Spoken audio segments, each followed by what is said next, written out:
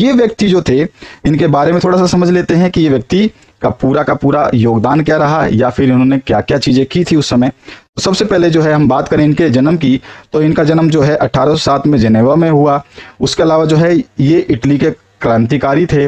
उसके अलावा जो है इन्होंने कार्बोनरी के गुप्त संगठन का ये सदस्य भी थे, ठीक है। उसके अलावा जो है 24 साल की युवावस्था में लुगुरिया में क्रांति के लिए उन्हें बहिष्कृत कर दिया गया था, ठीक है। उसके अलावा जो है इन्होंने क्या करा था, इन्होंने 2 गुप्त संगठन की स्थापना की थी। पहला जो था वो 1831 में उन्होंने यंग इटली की स्थापना की थी, और दूसरा जो था 1833 में इन्होंने यंग यूरोप की स्थापना की थी। ये दोनों ही गुप्त संगठन जुस्पी मैसनी द्वारा स्थापित किए गए थे।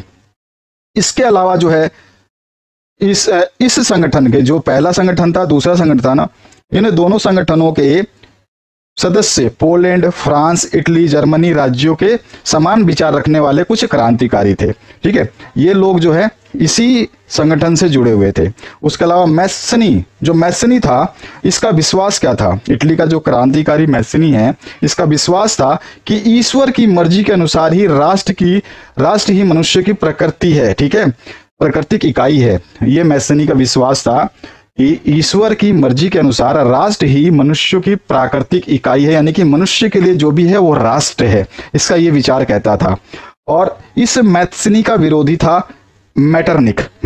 क्या कहता था कि मैसनी जो है हमारी सामाजिक व्यवस्था का सबसे खतरनाक दुश्मन है, ये इसको बोलता था मेटरनिख, ठीक है। मैसनी के विचारों का उल्टा था, क्योंकि मेटरनिख चाहता था पुरानी रूढ़िवादी परंपरा, और मैसनी चाहता था नई अपने आम लोगों की परंपरा, ठीक है। आम लोगों की शक्ति चाहता था मैसनी, लेकिन मेटरनिख जो है पुराने राजाओं की शक्ति चाहता था। तो इन दोनों के विचार आपस में मेल नहीं खाते थे, इसीलिए मेटरनिख ने जुस्पी मैसनी के लिए एक शब्द यूज किया था, जिसको कहा था कि मैसनी जो है हमारे लिए, या हमारे समाज की व्यवस्था पर, या समाज की व्यवस्था के लिए सबसे खतरनाक दुश्मन है, ठीक है। और जैसे जैसे मैसनी का प्रभाव पड़ता गया, मैसनी का प्रभाव थोड़ा थोड़ा बढ़ा, और इसी को देखते देखते क्या हुआ, जर्मन, फ्रांस, स्विट्जरलैंड, पोलैंड में भी गुप्त संगठन स्थापित किए गए।